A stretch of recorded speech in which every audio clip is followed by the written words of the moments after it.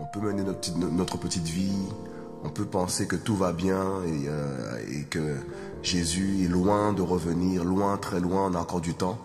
Mais en vérité, on a très peu de temps. Le temps est compté. Il y a très peu de temps, donc c'est pour cela que cet audio, je le fais par la grâce de Dieu. Et que chacun puisse vraiment écouter, que celui qui a des oreilles puisse entendre. Et ce que Dieu veut nous communiquer à nous tous. Il est temps de se préparer, il est temps de se sanctifier véritablement, de faire la paix. Là où il n'y a pas la paix, il est temps d'avoir un cœur pour Jésus-Christ de Nazareth. Parce que le monde va être secoué, les nations vont être secouées puissamment, parce que l'enlèvement est plus que proche. Et alors avant de commencer, de raconter ce que j'ai vu, j'étais d'abord dans un lieu qui était dans une tour, avec il y avait plein de... C'est comme dans un bureau. Il y avait plein de personnes qui étaient là, ils étaient chrétiens. Mais leur attitude, leur manière de faire les choses, c'était pas du tout l'attitude d'un enfant de Dieu. Il y avait du rap chrétien, il y en a qui chantaient des choses mondaines, mais on croyait que c'était de Dieu. Et il y avait une tristesse dans mon cœur quand je voyais toutes ces personnes, c'était terrible. Mais c'était un lieu qui était revendiqué être chrétien, quoi, tout simplement. Et j'ai vu même dans cet endroit j'ai cru voir des gens qui étaient dans la vérité. Il y en a qui m'ont vu, ils ont fait comme s'ils ils m'ont pas vu. Et lorsqu'ils ont vu que je les ai vus, ils sont venus me dire bonjour, mais ils étaient dans un lieu un peu où il y avait la compromission. C'était vraiment bizarre, quoi, c'était vraiment bizarre. Et puis dans le son, je me suis retrouvé sur mon lit. J'étais sur mon lit et subitement, j'ai été aspiré vers le haut, aspiré. Et d'un coup, je commence à voir en fait ce qui se passe dans divers lieux. J'ai vu dans les cités ce qui se passait dans les bâtiments, les lumières commencent à s'allumer la nuit. Des gens commencent à crier, leur enfant avait disparu. D'autres endroits, des chrétiens étaient emmenés en garde à vue, leurs vêtements étaient retirés. Il y avait... C'était compliqué, c'était la guerre dehors, c'était la guerre. C'était des bombes qui pétaient, des fusils, des coups de fusil. Et les gens se cachaient, tout ça pour ne pas mourir. Et c'était terrible, il y avait une angoisse, mais c'était terrible. Et du coup, qu'est-ce que j'ai vu encore dans le songe? J'ai vu des gens en fait à l'agonie. En fait, c'était pire de ce qu'on voit actuellement là. Et c'est comme si le Seigneur me disait que ce qui arrive actuellement là, ce qu'on voit actuellement, les gens qui sont dehors, qui crient, qui tapent même la police maintenant, c'est des choses ce sont des signes avant-coureurs de l'enlèvement. Après l'enlèvement, ça sera pire. Dieu me faisait comprendre qu'il y aura plus de justice. Il y aura plus de justice. Il y aura plus de frein en fait. Il y aura plus de frein, voilà. Il y aura plus de frein. Les gens vont faire n'importe quoi. Ce sera la guerre. Ça va être atroce.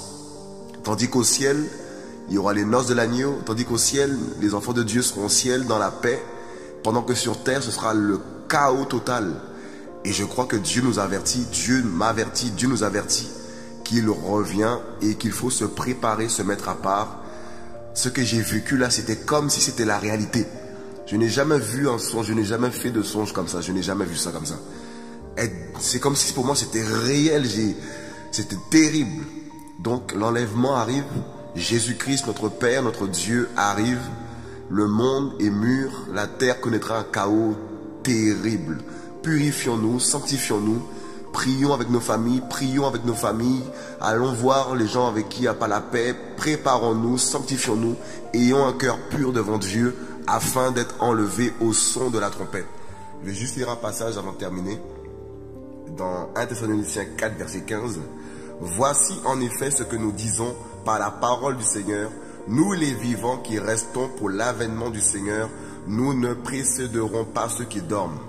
Car le Seigneur lui-même, avec un cri de commandement et une voix d'archange, et avec la trompette de Dieu, descendra du ciel, et les morts en Christ ressusciteront premièrement. Ensuite, nous les vivants qui restons, nous serons enlevés ensemble avec eux dans les nuées à la rencontre du Seigneur dans les airs. Et ainsi nous serons toujours avec le Seigneur. C'est pourquoi consolez-vous les uns les autres par ces paroles. Voilà le message de la parole de Dieu. Préparons-nous. Voilà ce que j'ai reçu aujourd'hui 24 décembre entre 4h et 5h du matin. Que Dieu nous bénisse, que Dieu nous protège, que Dieu nous garde. Amen.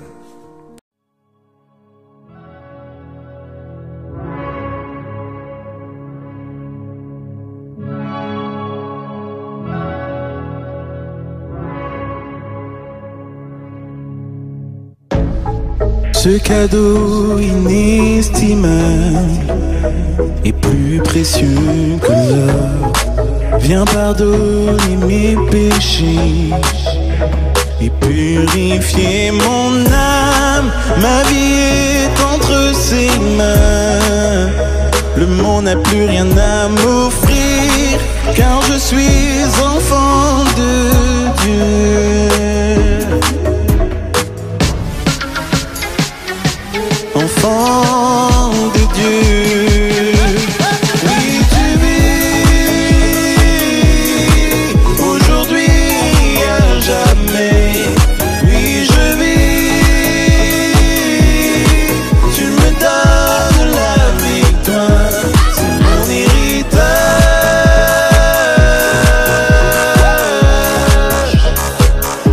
c'est mon héritage.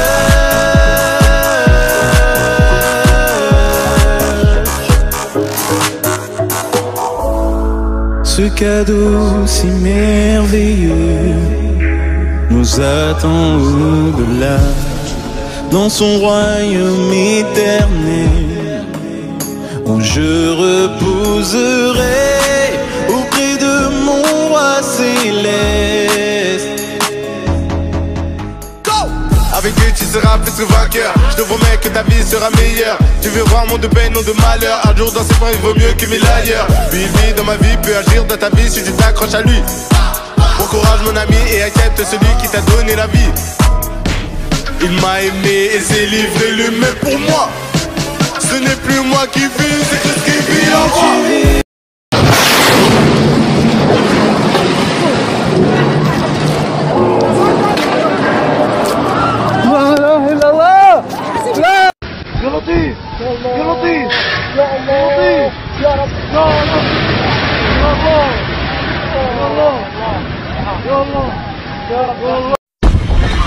اخلوا المكان باب الطوارئ قدام الرجال خلال المخيمات رجال الكرام كل واحد في مخيمه لا اله الا الله بطل خيمك حبيبي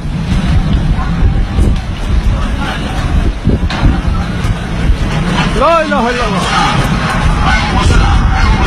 كل واحد في خيمته كسر الباب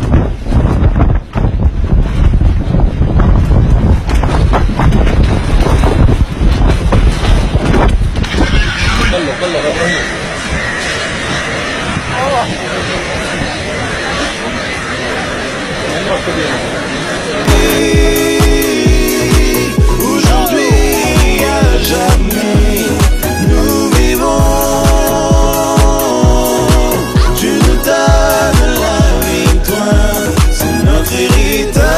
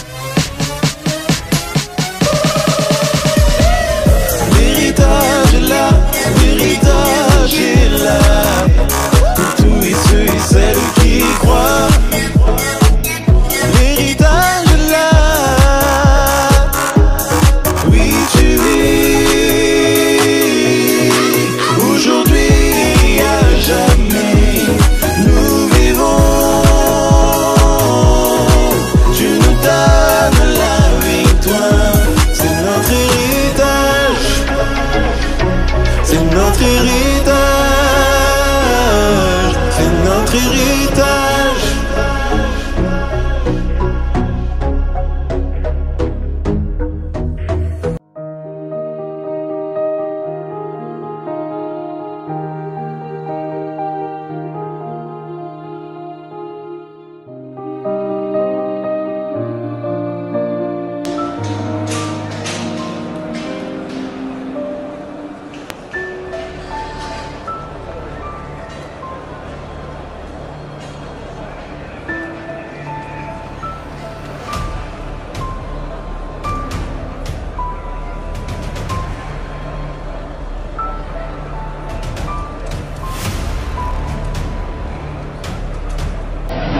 لا اله الا الله